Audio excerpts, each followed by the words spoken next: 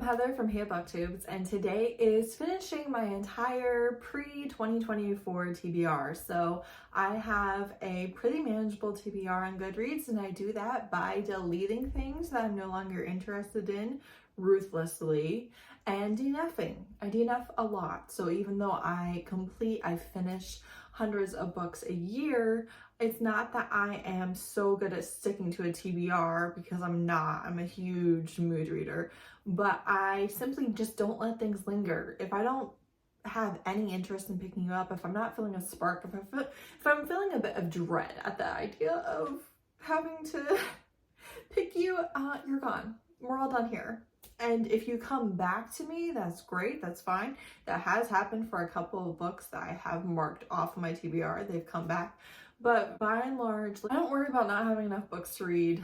I grew up without enough books to read. I have access to ebooks now between Kindle Unlimited and my libraries. I am not running out of books to read, even though right now my TBR is actually quite low. So I don't hold on to things for the sake of what if. I delete them a lot of it. So right now I have 6 books on my TBR that I have had since 2023. However, 2 of them are not out yet. They were both anticipated releases that have been postponed, and actually both are coming out in December. So that is Heavenly Tyrant, which is the 2nd book in the Iron Widow series by Ziran J. Zhao. Also A Cruel Thirst, which is a vampire standalone by Angela Montoya. I read another fantasy romance of hers last year and absolutely loved it, so immediately added her next book to my TBR. Those are actually not out yet. I have been denied ARCs for both of them, so we can't read them. So they're not counting. Which leaves us with 4 books to read in this vlog. Just so you know, I am recording from the future, so I have already read them, so I already know how this goes. So I hope you're excited for some rants, because that's what you're gonna get. But to start off with, we have To Poison the King, which is Heirs of Isla #1 by S.G. Prince. This is a standalone fantasy romance in a series of interconnected standalones. And this one I read the first chapter of in a try chapter video back in February. It was all fantasy romance. And after I read that chapter, it was on every single one of my TBRs for the entire spring. It was on my spring TBR, my March, my April, my May. It was all the TBRs. I never read it, obviously. This one is supposed to be a slow burn, and it is a girl who poisons the king, and then he doesn't die, and she actually has to work on healing him and hope he doesn't find out that she's the one that poisoned him in the first place. Next, I have Escorted, which is Escorted #1 by Claire Kent. Claire Kent is one of my favorite authors, and I love her sci-fi and dystopian series. This one is just a contemporary romance and is a romance writer who is a virgin and hires a male escort to take care of that. I have absolutely no interest in that plot at all whatsoever. So that makes me a little bit nervous. However, Claire Kent is one of my favorite authors, and I have read the rest of her backlist, and so I wanted to give Escorted a try, basically. Because I've already read the ones that I was interested in on their own. This one I'm only interested in because she's the one that wrote it. Then I have Biased, Uncovering the Hidden Prejudice That Shapes What We See, Think, and Do by Jennifer L. Eberhardt. This is a nonfiction about subconscious implicit bias. It is by a Black woman professor, and I've heard some really good things about it. It is the only nonfiction that has lingered on my TBR all year. And then lastly, the one that I am the most nervous for, the one that I had the lowest expectations for, is Stranded by Selena Winters. This is a dark erotic Christmas novella.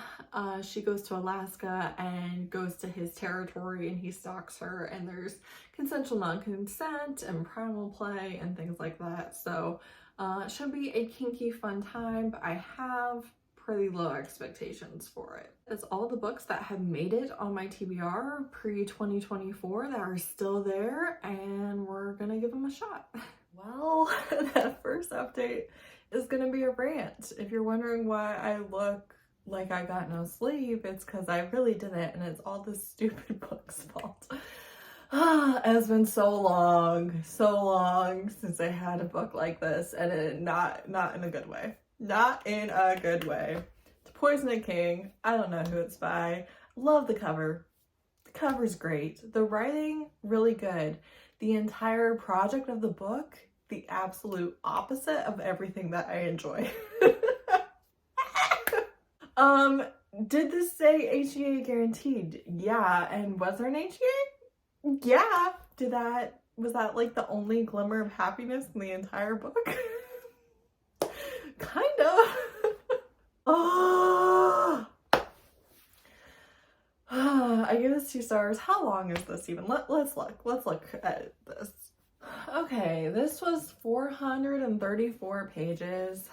Again, the writing was good. The author did what they were trying to do, but I am mad that I read this book. I'm angry that I read this book. I could not fall asleep last night because I was so ticked off about this book.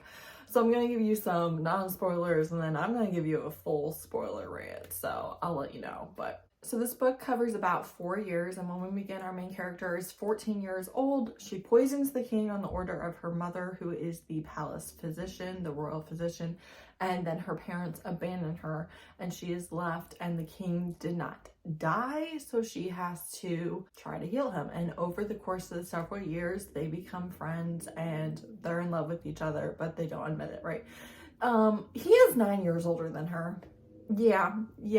So he's 23 and she's 14. And then by the time they're actually going to do anything romantic, she's 18, which would make him 27. Not even talking about the fact that he's the king and she is literally his servant. But hey, whatever. That's not even.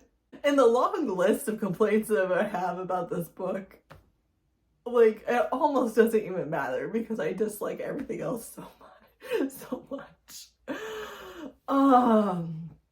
So just basically, if you don't want spoilers, this book is sad. This book is sad. Things go wrong all of the time. People die. People get destroyed.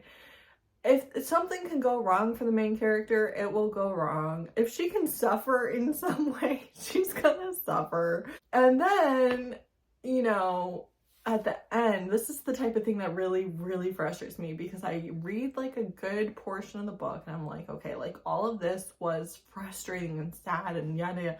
But we're like to the 60% mark, like we're gonna have some goodness coming. And then you're just wrong and you just read 40% of misery. But what really frustrates me is you have all these years of relationship building, not only between her and the king, but also with his guardsmen and stuff like that and her.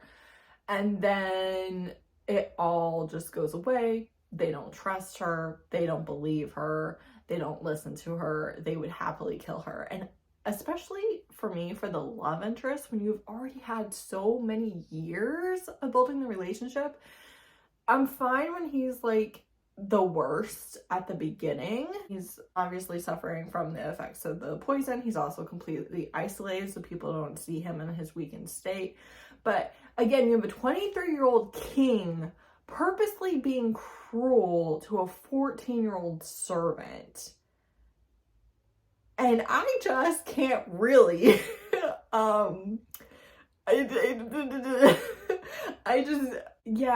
still mad about that, even though we're at the end of the book and he loves her. But so you already had that. Now it's 4 years later. You've had 4 years of relationship building where you are as close as two people can be without actually being in a physical, sexual relationship, any of that, right? But like emotionally, you all are very close despite him being betrothed to somebody else and you being a servant and it never going to be able to happen, yada, yada, yada. And then he can't stand the sight of you, and then he can't believe you, and then he can fall under someone else's spell and simply, like, it was kind of pushed back against a little bit, but not enough for me. Not enough for me. This is literally the love interest, literally her friends, and they just turn their backs on her and are fine with her suffering, and I just can't. I hate it so much. All right, I'm gonna talk about spoilers, but just know if you plan on reading this book and you don't want to hear the spoilers, I'm trying to talk you out of it. Don't do it. Don't do it. Don't do it. Unless you have the polar opposite taste of me and you love misery, as your only companion, don't read this book. Okay? Spoilers. I don't even know where to begin. First of all, her mother is literally an evil witch who uses mind magic to control people. And the king falls under her spell. The king... The main character can combat it a little bit, but like everything is so awful for her. The court is abusive to her. The king is kind of abusive to her. He definitely, like, if you factor in the power dynamic, like, he is awful to her, especially at the beginning. She is like poisoning herself and trying to get him cured, and so she has like hair loss and bruising and rashes and sores and hives and cuts and just all sorts of injuries constantly throughout the entire book. Then like the cure uses her blood, and then like she breaks her wrist and doesn't even treat it. A side character that I really like died. You know when he died? Oh, when the love of his life was pregnant with his child. Yeah. Hate that. Hate it so much. He's literally the only good person that died. Why did we have to kill him? We didn't have to kill him. I hated it. I hate it. Her parents, the worst. The court, the worst. The king, the worst. The guardsmen, the worst. Everybody except for her friend who was pregnant and whose love died was terrible. They were terrible people. If she could be caught, she was caught. If she could be abused, she was abused. If she could be tortured and mocked and ridiculed and harassed, it happened. She almost gets beat to death by her half-brother on order of her mother. She almost gets killed by him like 3 different times. She literally is constantly putting her life on the line to save the king, and everyone around her is like under her mother's spell, and they're just like, that's weird. Why would a poisoner, someone who wants the king dead, be constantly saving his life? I just don't get it. She hasn't poisoned us. She hasn't run away.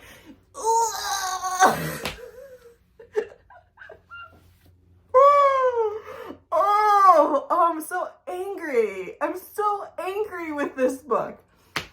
Then after all of that, they're going through all this stuff, and then her mother is pregnant and leaps to her death. Yeah. Was she evil? Yes. Did she need to be pregnant? No. No, she did not. She didn't. It was just like choice after choice after choice like that, where it's like, oh, you're gonna be assaulted. Oh, your love isn't gonna believe you. Oh, you're going to be abused. Oh, you're gonna be harassed. Oh, this character that you like, dead. Oh, this other character that you like, grieving. Oh, this character that you like doesn't trust them. Oh, and we're also just going to make everything horrible all the time, simply because we can. Because we can. And then she's queen with no issue. So why did we have the issue the entire time? She's queen. Everybody's happy for them, I suppose. They grow old together. They have a child. Whoopity-doo-dah. The end. Happily ever after. You can suck it. I cannot believe that I spent this long suffering. I was laying in bed last night so angry. I was like throwing the book down and being like, oh my god, because it was just like at every turn the most infuriating option is what happened. So yeah, I hated this book. I hated everything about it. Was the writing good? Yes. Did the author do what they wanted? Yes. Will I go till my dying day never having read another book by this author? Absolutely. They are not for me. I'm so mad. Like, I am so genuinely upset that I read this book after having it on my TBR for a year. Ugh. I hate when this happens. I absolutely hate it. It doesn't happen very often because I really know my reading tastes quite well and yada yada. But every once in a while, one slips through and I'm just infuriated by that fact. Alright, so I read Stranded today and it was a mediocre 3, kind of verging on a 2. The story wasn't great. the kink was okay, but then there was other kink that I was like, eh. And then the kink that I liked, the CNC and the primal, still wasn't like the best execution. Like, it wasn't really doing what I wanted it to do. But then, okay, so she finds her boyfriend cheating on her and goes on their vacation without him, right? And when she finds him cheating on her, he is sleeping with 2 girls at once, and one of them is using a strap on him, okay? And then she ends up finding out that he's bisexual, which is fine. Which is fine, children. The only issue is that he was cheating on her, right? It doesn't matter that he's bisexual. It doesn't matter who he's cheating on her with. It only matters that he's cheating. That's the only sin here. That's the only offense, okay? Nothing else is wrong. I ended up giving this book 1 star because in the epilogue, like I said, I was already getting like some hints. I was already getting biphobia, right? I was already like, the way that they're treating this, it's just like little tiny things, just mild things, but the way that they're treating this, I don't like it. I don't like that. It's coming off the wrong way. I don't like this, okay? For instance, when he comes to visit them to try and get her back, the Alaskan guy ties him up and puts him in a cage, like puts him in a caught cage, gets a video of him asking him to fuck him and begging him to fuck him and saying that he's bi, and they're going to use that to ensure his good behavior. And I was like, I don't know, guys, like I don't know about all this. In the epilogue, they are at Christmas dinner with her family and her ex-boyfriend's family, because their moms are friends. And he has a girlfriend, and she is so mad and furious about that, and saying how he can't con this girl basically into being his girlfriend while he's bi. I don't know how to tell you guys that, 1, even if he was gay and in the closet, not really your business. Not really your business. I'm sorry, it's not. It's not really your business. But 2, being bisexual, being sexual means that you can like girls and you can like guys. There's nothing saying that you can only like one or the other. Obviously, there's like a couple things where he wanted to get fucked, which is totally fine. And again, not really determined on gender. But if he chose to be with another girl, none of your business. None of your business. So she's going to expose him, right? She's going to expose him and tell this new girlfriend. And since she talks to him and he's like, she knows I'm bisexual. It's okay. She's bisexual too. All right. Already still weirded out. Still really weirded out by the main character acting like it was not okay for him to have a girlfriend if he was bi, right? And that he needed to be exposed. Really weirded out. But then he's like, she's bi too. Also, she's trans. So it's what I want, and we're in love, and I'm gonna get married. I'm just like, it's great that your girlfriend is trans. It's great. They even say like pre-surgery, and I'm just like, none of this is your ex-girlfriend's business, because she is confronting you about being bisexual and having a girlfriend. Like, what in the fuck are we talking? What are we talking about right now? What are we doing? None of this is how any of this works. It's not how it works. It doesn't make sense. This is ridiculous. Like, this is homophobic.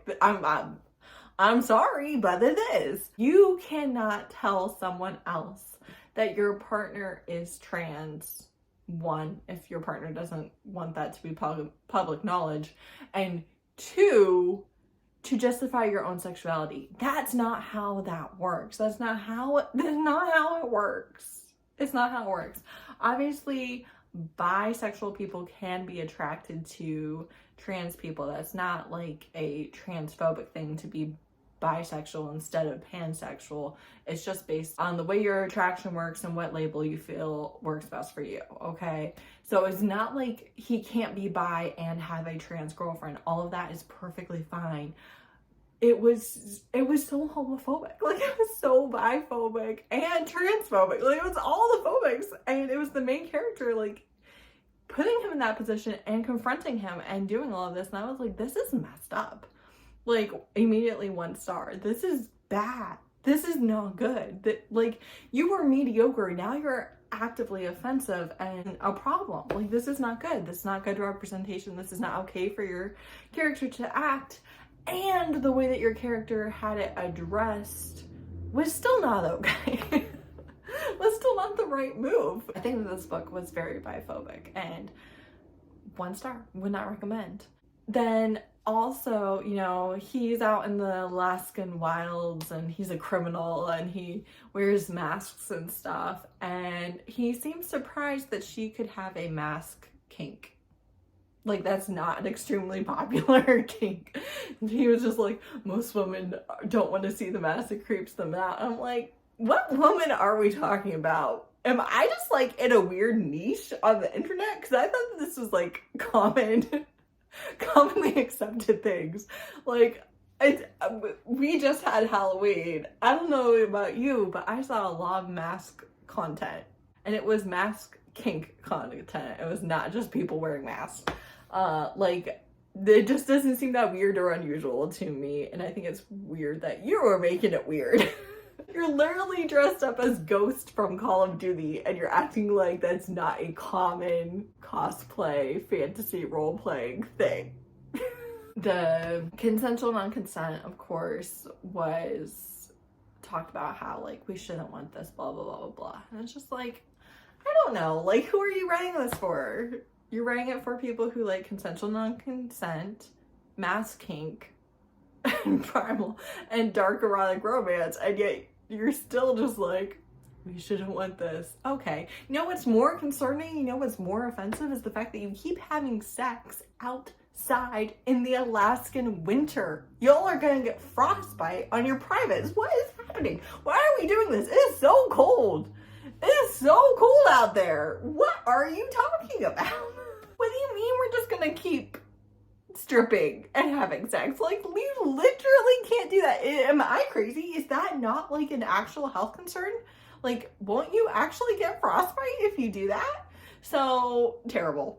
Terrible. But obviously the only reason it's 1 star is the biphobia. So, don't recommend that. Then I DNF'd Biased at 7%. It's fine. So far, it's not telling me anything that I don't already know. I don't love the writing style. All of the personal anecdotes and illustrations, you know, the things about this person couldn't recognize another person of the race and stuff. None of it is like interesting to me. And again, it's all information I know. If I'm going to read a nonfiction, which I rarely do, it's not something I reach for super consistently. I read nonfiction a lot more a few years ago. If I'm going to reach for one and it's going to have a lot of material that I'm already familiar with, I need to be into the writing. I do. And there's definitely a couple of specific tones of nonfiction that I enjoy the most, and this wasn't really that. I was not like, I was making myself read it. Obviously I didn't make it through very far, but I was just like, I don't really know that this is exactly what I want, and I don't want to have to read this whole book just for this video, and I don't want to read it, so I'm not going to. And that's kind of everything you need to know about my reading, right? So far so far we have a 2 star, a 1 star, and a DNF, and now I'm reading Escorted by Claire Kent. I like it so far, but I am definitely a little worried about it because I would never pick this up based on the synopsis or the tropes. I'm only picking it up because it's all I have left of Claire Kent. And I obviously really like her writing, but the synopsis, the setup is not something I'm going to pick up on my own. So I'm not 100% sure I'm going to love this one. I think I'll like it, but I'm not sure I'm going to love it. So Okay, I'm only 21% into this book, but again, I like it so far. And it's just like awkward, awkward, unexperienced virgin escort scenes. And again, like it's not that they're not well done, it's just that I'm not super interested in it. So we'll see. I will let you know. Hi, it's me again from the beginning of the video. I finished and scored and it got the highest rating of the vlog with 3 stars. It was, yeah. All right, so romance writer, male escort. I didn't really super love how sex work was written in this book. Basically, his sex work is a form of self-harm in a lot of ways, and I just didn't really love that. He basically quits sex work without telling her she's his only client. He keeps her. It's a lot of sex because you are basically just reading their interactions, and obviously for the most part, for the beginning, the only time they're meeting each other is to have sex. But I don't know, there was just some weirdness to it that I couldn't really go over. The premise didn't super interest me. The execution was all right. The relationship was all right with a side of red flags. It was just all right. It was just okay. It was fine. It was a book that I read. And unfortunately, that's literally our top hit. So I have done this video for 2 years in a row now. And 2 years in a row, the books have been mediocre. Mediocre. Haven't had any hits, haven't had any successes.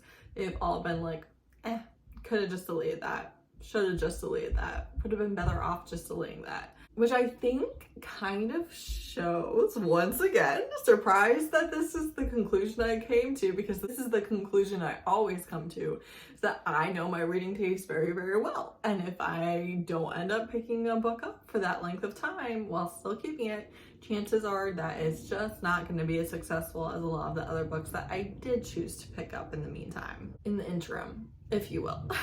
Read 4 books, had a 3-star, a 2-star, a 1-star, and a DNF. I know that most of you do not clear out your TBR the way that I do. Obviously, my TBR is just adding on Goodreads, so it's really easy to delete or get rid of things because I haven't spent money on them and I don't have them in my house and all of those things. But like truly edit your TBRs, people, because you are constantly finding new books to read, just like I am, and being bogged down by old choices and old interests. I mean, just useless. Who wants that? Not me. Not me. And I'm here to hopefully give you some encouragement for it to not be you too. So delete those books, get rid of them, get rid of the old books on your TBR. Enjoy the ones that actually pique your interest of the version of you that is today. And yeah, hopefully go into 2025 with a non-exorbitant TBR, just like I will be. I actually will be doing a live, I think. Can't promise you this, but the plan is to do a live in December with all the books that are on my TBR going into 2025. So we shall see. I think I'll do this video again next year, but honestly, if it's all duds again, that might be the last you see of the series. All right, for a recap and a breakdown on the stats, this is my journal spread of my oldest TBR. This was for my 2024 journals. This is all of the books that were on my TBR when I made it. I started with 80 books. Of those 82 were postponed to 2025, so they are the 2 that are the still on TBR colors, here and here. Those are not out yet. Then 2 more, the 2 that are empty, were postponed to December. I told you about those at the beginning. I have not marked them yet because it's possible I will read them in December. Of the remaining 76, I read 35 of them. Of the 35 that I read, I did not enjoy 8 of the finished books, which means 3 of those 8 were in this video, but I did enjoy 27 of them. I DNF'd 21 of these books. I deleted off my TBR without picking up 19 of these books. 2 of the deleted books did make it back onto my TBR. 1 I read and did not enjoy, and 1 is still currently on my TBR as I film this. So at the end of this video, I still have 5 titles that are on my radar that were already on my radar before 2024 started. However, 4 of them are not even yet currently published. So while I've been interested in them for quite a while, they are not even yet available to me. Yeah, thanks so much for watching. I hope the rants entertained you. I hope that you maybe got out Goodreads and started deleting on that want to read list. And for some of you, for the love of God, delete off of your currently reading. You're not reading those books. Let's get our act together. Thanks so much for watching. Bye.